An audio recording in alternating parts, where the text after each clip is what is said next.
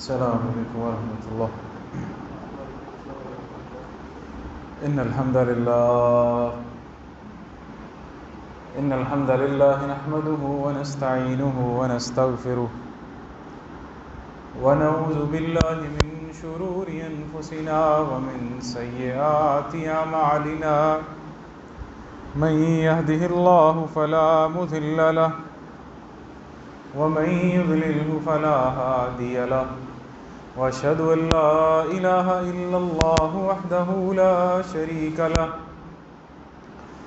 واشهد ان محمدا عبده ورسوله يا ايها الذين امنوا اتقوا الله حق تقاته ولا تموتن الا وانتم مسلمون يا أيها الناس اتقوا ربكم الذي خلقكم من نفس واحدة وخلق منها زوجها وبث منهما رجالا كثيرا ونساء واتقوا الله الذي تساءلون به والأرحام إن الله كان عليكم رقيبا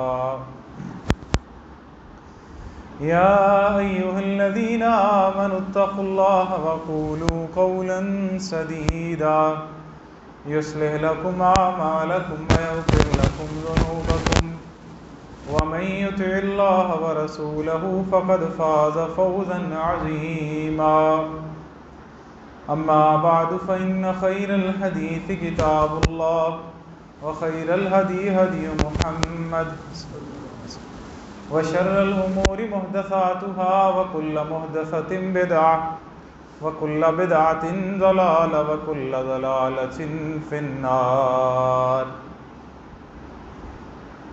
ساری تعریفیں اللہ رب العزت کے لیے ہیں جو ہر چیز کا خالق ہے، مالک ہے، رازق ہے، وحدہ لا شریک ہے، وہ اللہ بے نیاز ہے، وہ موت و حیات کا مالک ہے،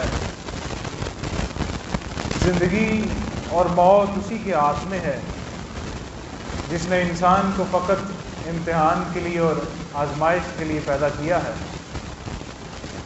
دکھ اور تکلیفیں،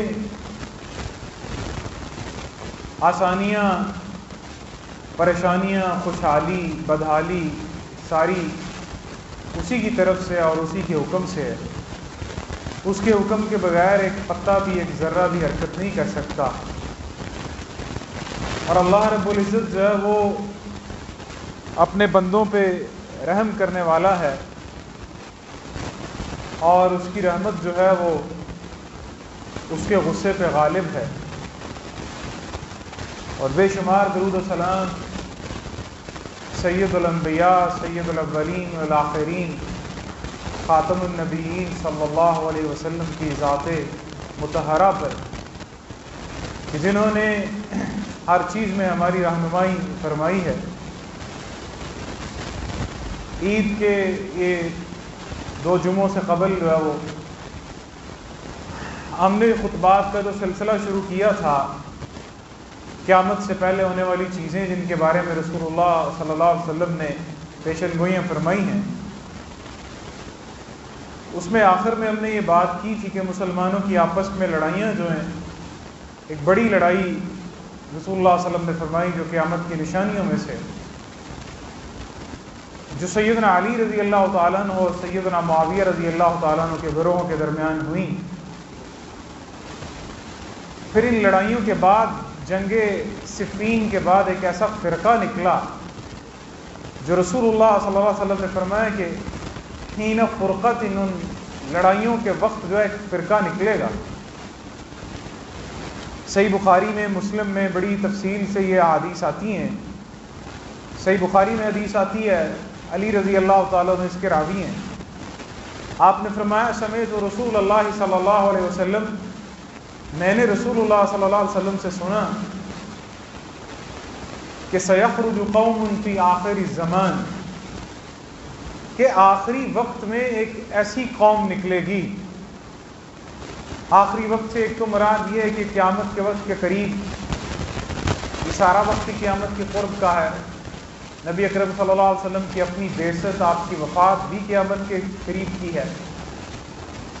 یا ایک یہاں سے یہ مراد ہے کہ خلفائے راشدین کا یا خلافت علی منہاج النبوہ جو ہے، علی رضی اللہ تعالیٰ عنہ کا جو آخری وقت تھا، کیونکہ رسول اللہ صلی اللہ علیہ وسلم نے فرمایا کہ 30 سال تک جو ہے وہ خلافت رہے گی، جو نبوت کے منہج پہ ہوگی خلافت، یہ حدیث میں آتا ہے۔ پھر آپ نے کہا کہ امارت کا دور ہوگا، وہ امارت جو رحمت ہوگی۔ اس کے بعد امیر المومنین سیدنا معاویہ رضی اللہ تعالیٰ عنہ کا دور آیا امارت کا، تو رحمت والا دور تھا۔ حدیث کے مطابق تو امارت و رحمت کا دور تھا وہ بھی۔ آپ نے فرمایا کہ سیخرج قوم فی آخر الزمان، اس وقت ایک فرقہ ایسا نکلے گا، اور فرمایا آپ نے کہ احداث الاسنان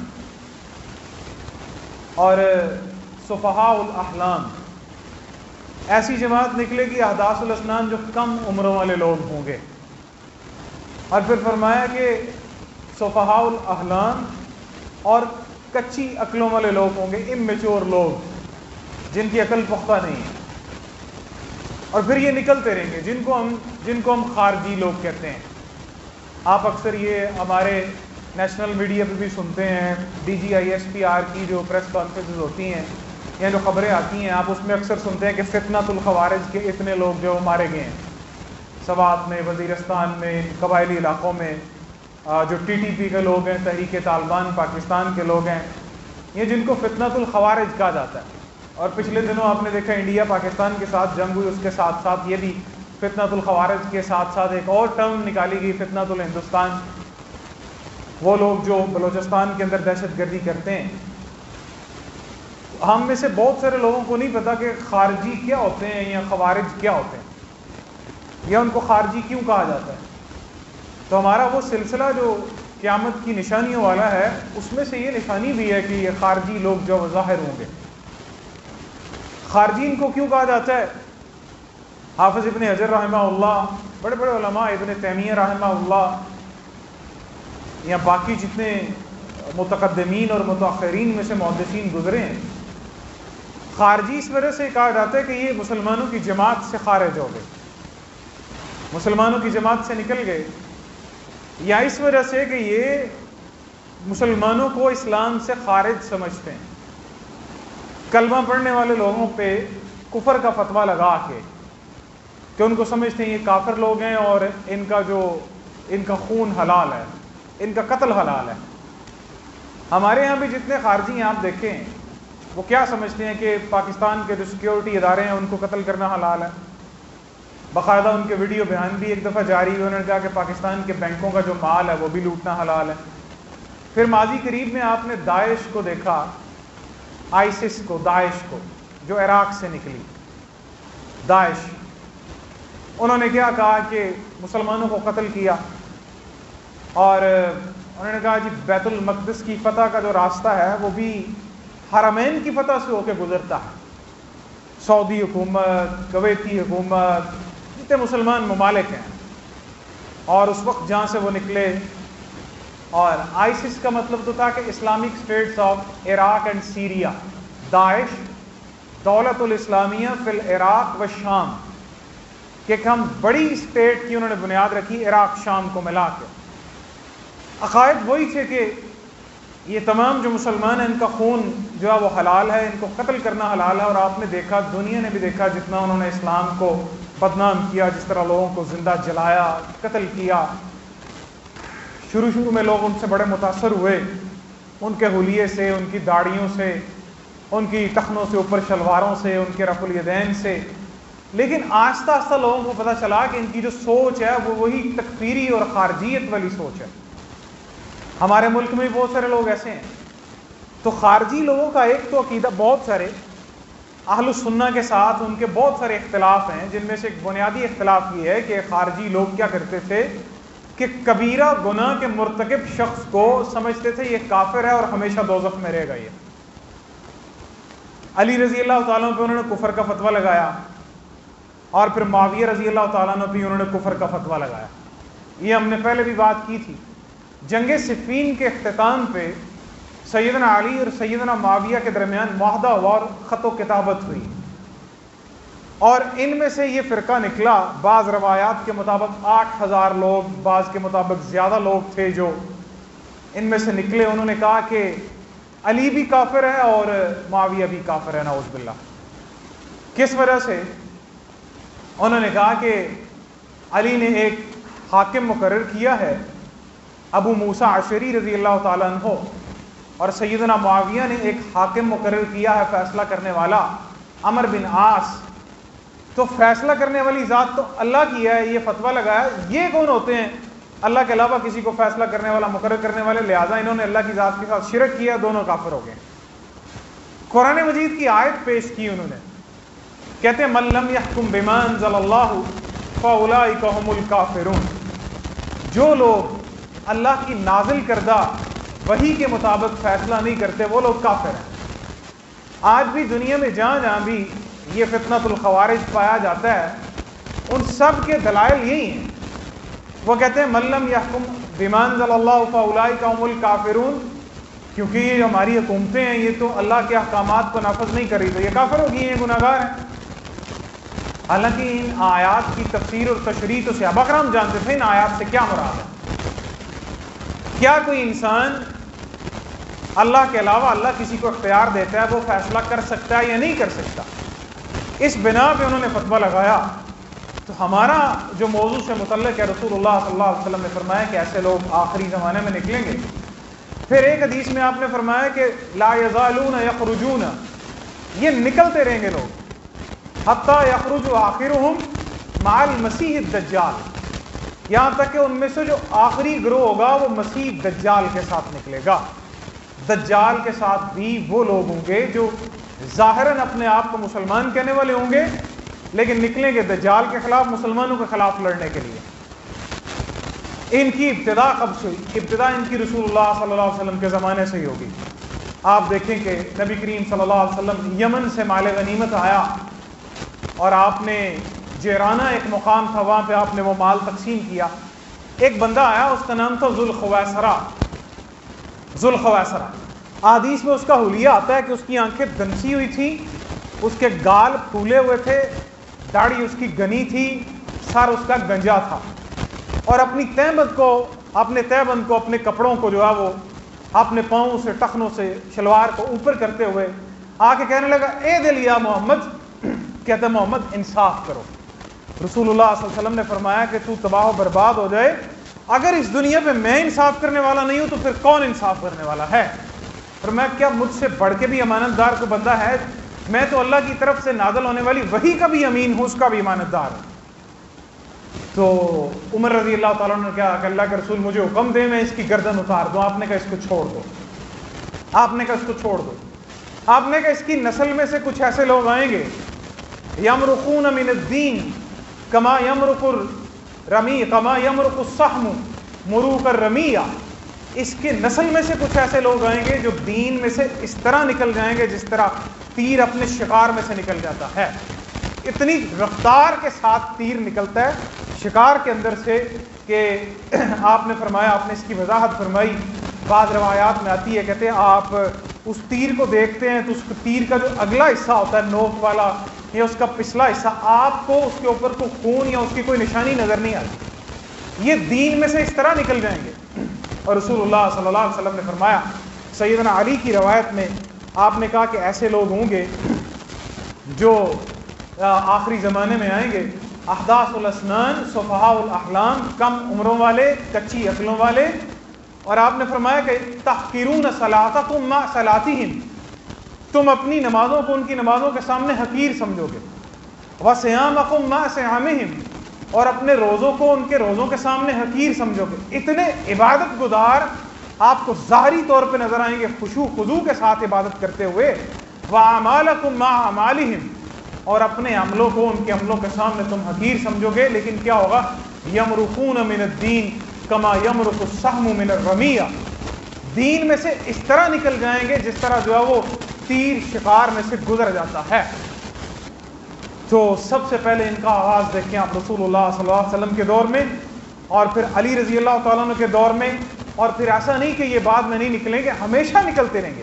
ہم اپنے دور میں دیکھ رہے ہیں، آج دیکھیں اکثر لوگ یہ لفظ سنتے ہیں ہمارے نیوز چینل پہ، نیشنل ٹی ویز کے اوپر کے فتنۃ الخوارج کے اتنے لوگ جو وہ مارے گئے ہیں۔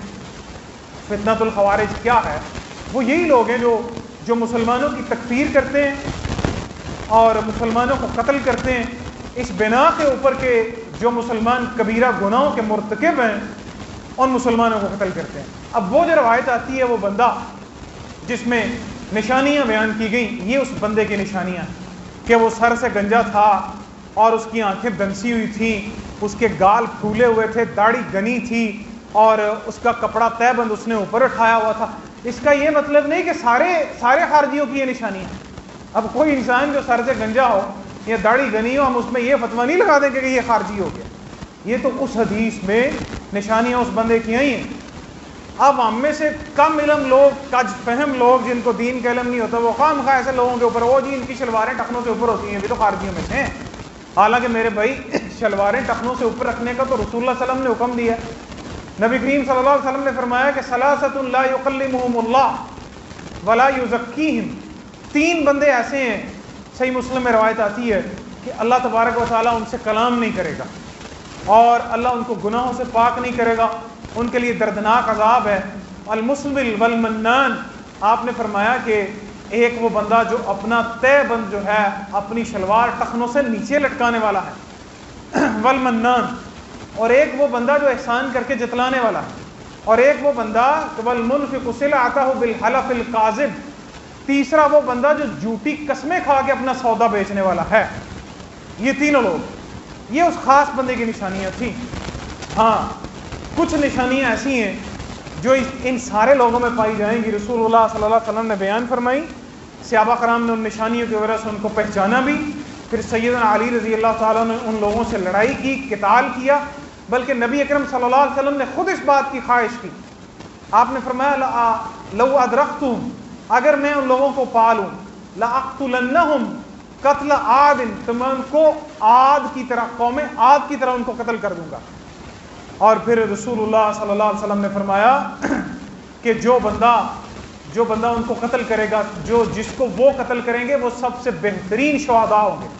علی رضی اللہ تعالیٰ نے فرمایا، رسول اللہ صلی اللہ علیہ وسلم نے کہا کہ اگر میرے لوگوں کو یہ پتہ چل جائے کہ ان کو قتل کرنے میں کتنا اجر ہے تو لوگ صرف اسی بات پہ توکل کر لیں، باقی سارے اعمال چھوڑ دیں۔ اتنی سختی کیوں کی گئی اس کے اوپر کہ آپ دیکھیں کہ رسول اللہ صلی اللہ علیہ وسلم نے فرمایا کہ ایک مومن کا جو خون ہے اللہ کے ہاں ساری دنیا کے تباہ ہونے سے زیادہ جو ہے حرمت والا ہے، عزت والا ہے، ایک مومن کا خون۔ اب ایک ایسا فرقہ، ایسے کافر لوگ جن کا عقیدہ یہ ہو، وہ نماز بھی پڑھتے ہوں، وہ جناب روزے بھی رکھتے ہوں، رسول اللہ صلی اللہ علیہ وسلم نے فرمایا یقرؤون القرآن، وہ قرآن کو پڑھیں گے، ولا یجاوز حناجرہم، لیکن وہ قرآن ان کے حلقوں سے نیچے نہیں اترے گا۔ قرآن پڑھیں گے، قرآن مجید کی تلاوت کریں گے، لیکن وہ قرآن مجید کی جو آیتیں آپ نے کہا پڑھیں گے، وہ آیتیں ان کے حق میں نہیں ہوگی، وہ آیتیں ان کے خلاف ہوں گی۔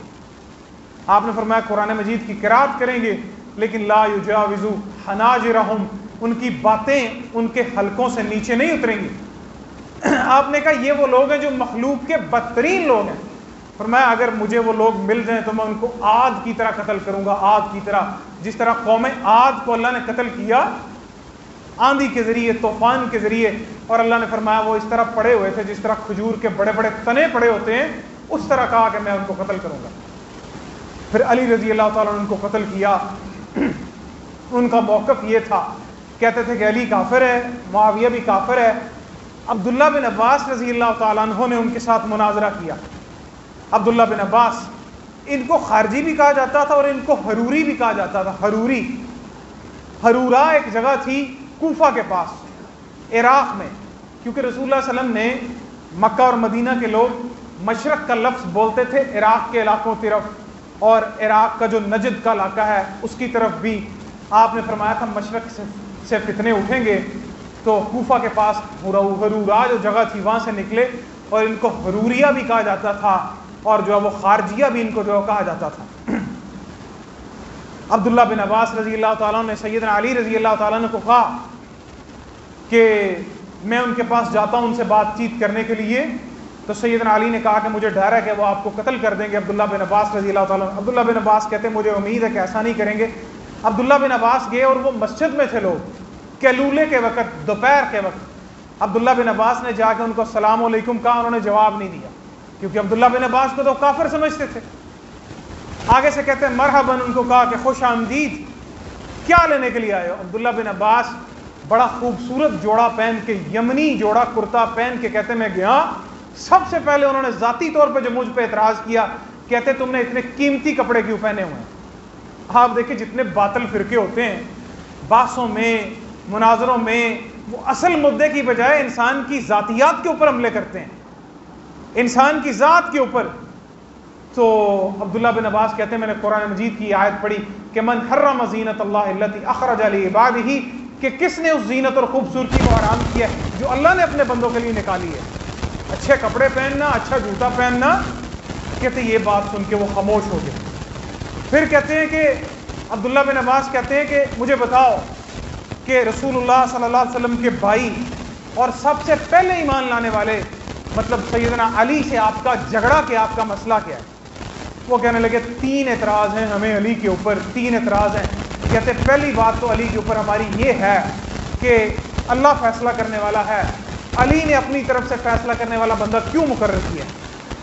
کہتے دوسری بات, کہتے دوسرا ہمارا اعتراض یہ ہے کہ علی نے معاویہ سے ساتھ جنگ کی ہے, اگر تو علی سمجھتا ہے ان کو کافر تو پھر ان کا مال غنیمت جو ہے وہ کیوں نہیں ان سے لیتا, یا ان کے جنازے کیوں پڑھتا ہے علی, اور اگر ان کو سمجھتا ہے مسلمان تو پھر ان سے لڑائی کیوں کرتا ہے.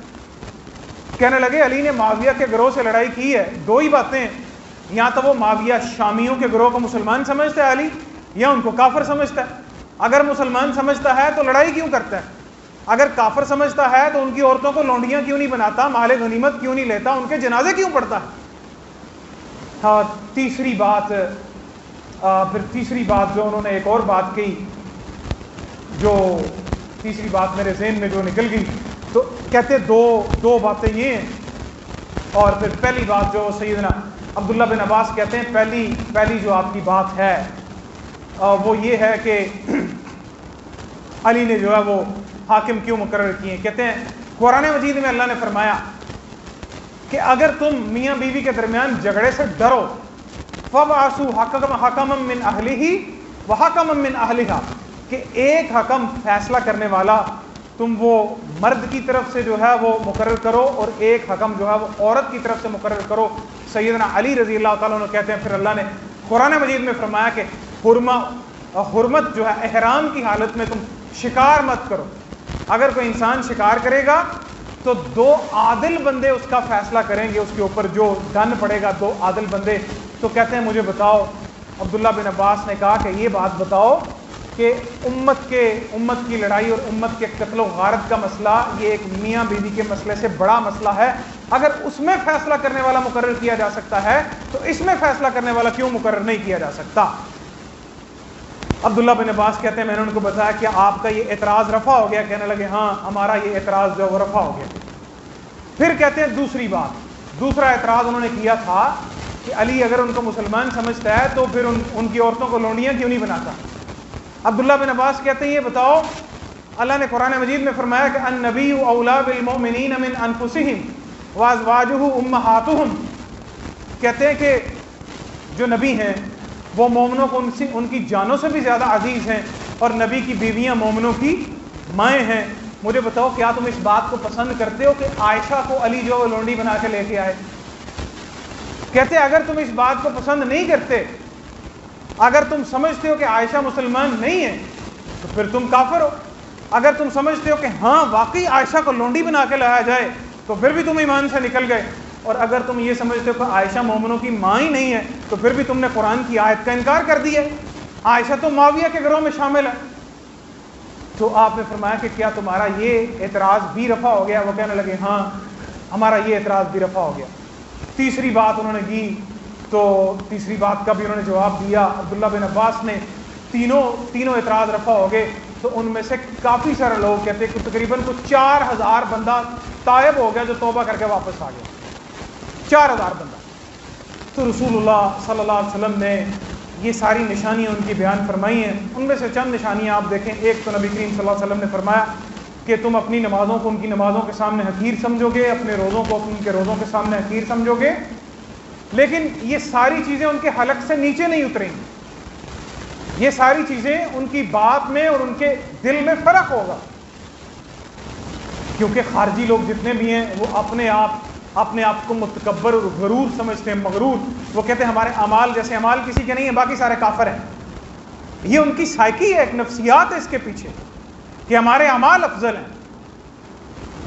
ایک نشانی رسول اللہ صلی اللہ علیہ وسلم نے فرمائی کہ وہ لوگ بالکل کم عمر لوگ ہوں گے۔ یہ جتنے جیکٹیں پھاڑنے والے ہیں آپ دیکھیں، یہ پاکستان میں پولیس پہ، فوج پہ، سویلینز کو، اداروں کو، اے پی ایس اٹیک میں، یہ بلوچستان بسوں میں بچوں کو شہید کرنے والے آپ دیکھیں گے تو کم عمر لوگ، اپنی یہ 20s میں 30s میں بالکل کچی عمر کے لوگ آپ کو نظر آئیں گے۔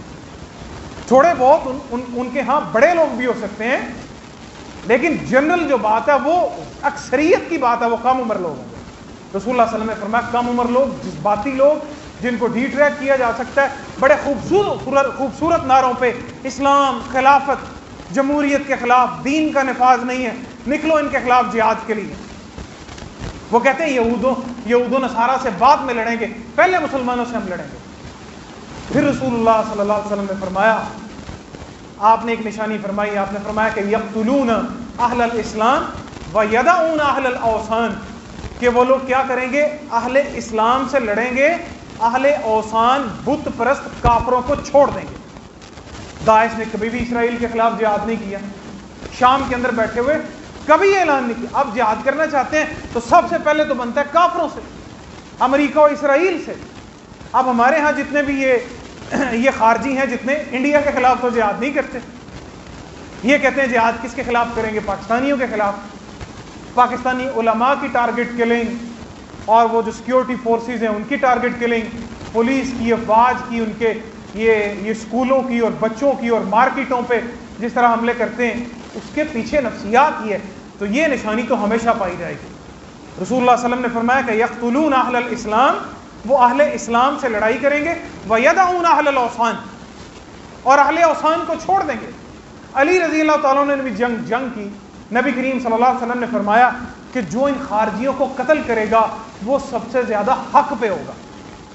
تو سیدنا علی نے نہروان کے مقام پہ پہلے علی رضی اللہ تعالیٰ نے ان کو کہا کہ ہم تمہارے ساتھ جنگ نہیں کریں گے جب تک تم جو ہم اپنی مسجدوں سے تمہیں نہیں روکیں گے، جب تک تم یہ ڈاکہ زنی نہیں شروع کرو گے، مسلمانوں کو قتل کرنا نہیں شروع کرو گے، ہم تمہارے ساتھ جنگ نہیں کریں گے۔ پھر انہوں نے کیا کیا؟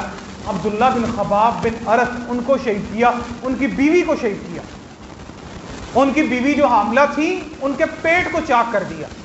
سیدنا علی کو پتہ چلا، پھر سیدنا علی نے ان کو قتل کیا نہروان کے مقام پہ۔ عراق میں کوفہ کے پاس شہر تھا نہروان، وہاں پہ سیدنا علی کی جنگ ہوئی ان سے، اور علی رضی اللہ عنہ ان کو شہید، ان سب کو قتل کیا سیدنا علی نے۔ نبی کریم صلی اللہ علیہ وسلم نے فرمایا کہ ان میں سے ایک ایسا بندہ نکلے گا، ایک نشانی بتائی کہ جس بندے کا ایک بازو، اس کی ہڈی کونی نہیں ہوگی اس کی۔ آپ نے فرمایا عورت کے سینے کی طرح اس کا جو ہے وہ اس طرح بازو ہوگا، سیدنا علی نے جنگ کے بعد کہا جو اس بندے کو ڈھونڈو، بندہ نہیں ملا. سیدنا علی نے پھر خود دیکھا لاشوں کو اٹھا کے، تو لاشوں کے نیچے وہ بندہ جو ہے وہ دبا ہوا تھا.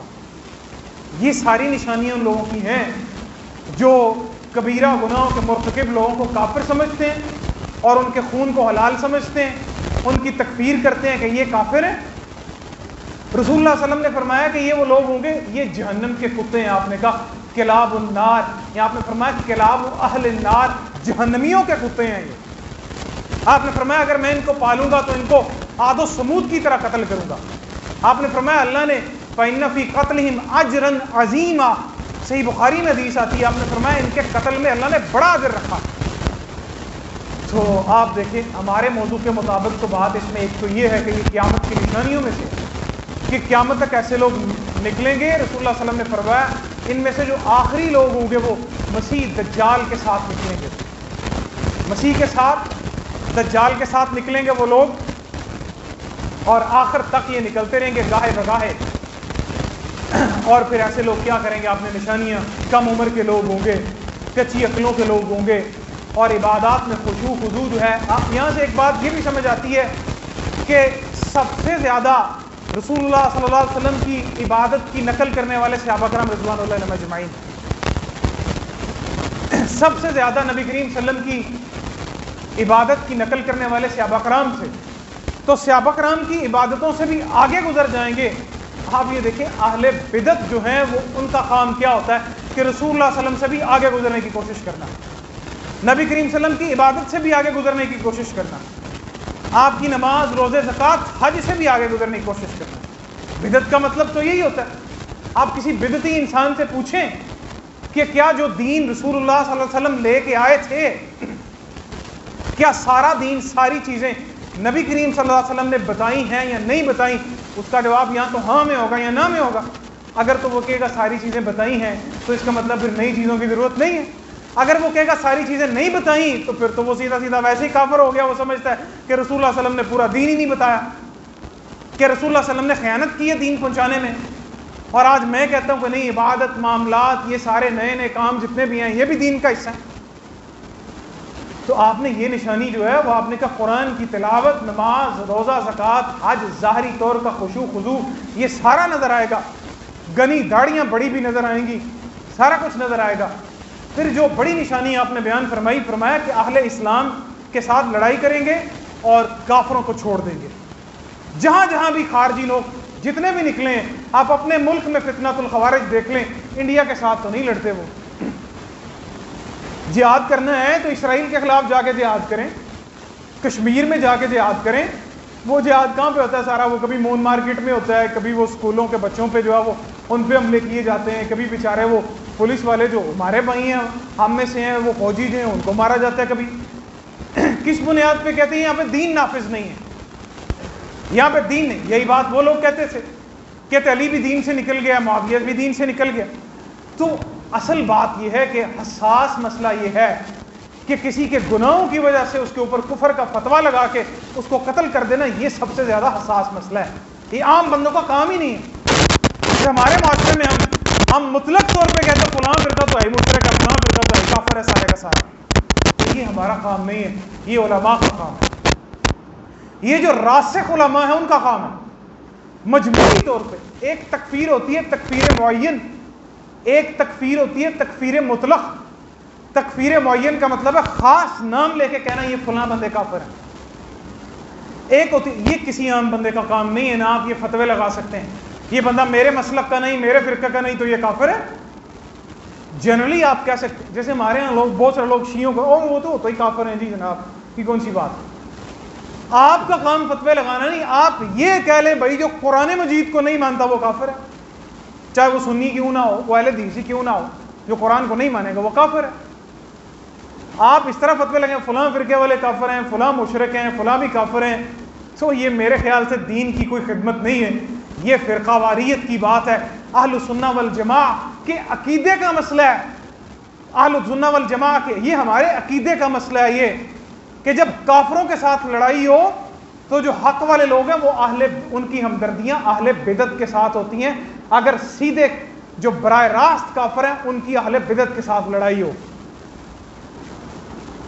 اگر لڑائی ہو ایران کی اسرائیل کے ساتھ تو کیا ہمیں اسرائیل کا ساتھ دینا چاہیے یا اس معاملے میں نیوٹرل رہنا چاہیے؟ ہم کہیں گے ٹھیک ہے جناب ایران پہ حملہ ہوگا تو مارو ان سب کو، اس کے بعد کس کی باری آئے گی؟ اگلے مسلمان ملکوں کی۔ یہ الگ بات ہے وہ کتنے مخلص ہیں مسلمانوں کے ساتھ، الگ نہیں، لیکن یہودیوں کے ساتھ کھڑے ہو جانا یہ سارا کچھ، تو ہر کسی کو کم از کم کلمہ پڑھنے کا تو فائدہ دینا چاہیے۔ وہ جو بندہ جس نے کہا اے دل یا محمد، صحابی نے کہا میں اس کو قتل کر دوں، نبی کریم صلی اللہ علیہ وسلم نے کہا نہیں، ہو سکتا ہے یہ نماز پڑھتا ہو، ٹھیک ہے؟ اگر آپ کا حکمران نماز پڑھ رہا ہے تو آپ کیا اس کو قتل کر دیں گے؟ آپ کے فوجی، آپ کے پولیس والے کیا نماز پڑھنے والے ہیں؟ وہ بیچارے تو ہیں بھی ہم میں سے، کیا وہ یہاں پہ اسلام نافذ نہیں کر رہے؟ یہ ان کا گناہ ہے، کبیرہ گناہ ہے، کرپٹ ہیں، ظالم ہیں، بڑا کچھ کرتے ہیں۔ رسول اللہ صلی اللہ علیہ وسلم نے فرمایا کہ قیامت کے نزدیک ایسے حکمران آئیں گے، آپ نے فرمایا جن کے جسم انسانوں والے ہوں گے، ان کے دل شیطانوں والے ہوں گے۔ صحابہ کرام نے کہا ہم کیا کریں؟ آپ نے کہا ان کو ان کے حق ادا کرو اور اپنے حقوق کا سوال اللہ سے کرو، ان کے خلاف خروج نہ کرو خارجیوں کی طرف۔ اس سے کیا ہوگا؟ آپ کی سول وار مسلمانوں کی آپس میں خانہ جنگی ہوگی، اس سے بڑی تباہی ہوگی۔ آج 10 بندوں کو گھروں سے اٹھا لیا گیا، آپس میں پورا ملک لڑے گا تو پھر تو کروڑوں لوگ مارے جائیں گے، نہ عزتیں محفوظ رہیں گی نہ جانیں محفوظ رہیں گی۔ صحابہ کرام نے کہا ہم ان سے قتال کریں، آپ نے کہا نہیں، الا ما صلو، جب تک وہ نماز پڑھتے ہیں آپ ان سے لڑائی نہیں کر سکتے، کیونکہ نماز پڑھنے والے کو مسلمان سمجھا جاتا تھا۔ یہ بات بھی سمجھے، نبی کریم صلی اللہ علیہ وسلم کے دور میں، بنو امیہ کے سارے دور میں، مسلمانوں کے 100 سال میں اس بات کا تصور ہی نہیں تھا کہ کوئی بندہ نماز نہ پڑھتا ہو اور اس کو مسلمان سمجھا جاتا ہو۔ آپ نے نماز اسلام کی نشانی سمجھی جاتی تھی۔ تو خارجی اس وجہ سے بھی کہا ان کو جاتا ہے کہ خروج کرنے والے مسلمان حکمرانوں کے خلاف اور مسلمان حکمرانوں کو قتل کرنے والے۔ ہم اللہ سے دعا کرتے ہیں اللہ تبارک و تعالیٰ میں فرقہ واریت سے محفوظ رکھے اللہ، اور قیامت کی یہ جو نشانیاں پوری ہو رہی ہیں اللہ تبارک و تعالیٰ ہمیں اپنے حفظ و امان میں رکھے، اللہ اسلام پہ عمل کرنے کی توفیق عطا فرمائے، اللہ قرآن و سنت پر عمل کرنے کی توفیق عطا فرمائے۔ وآخر دعوانا الحمد للہ رب العالمین۔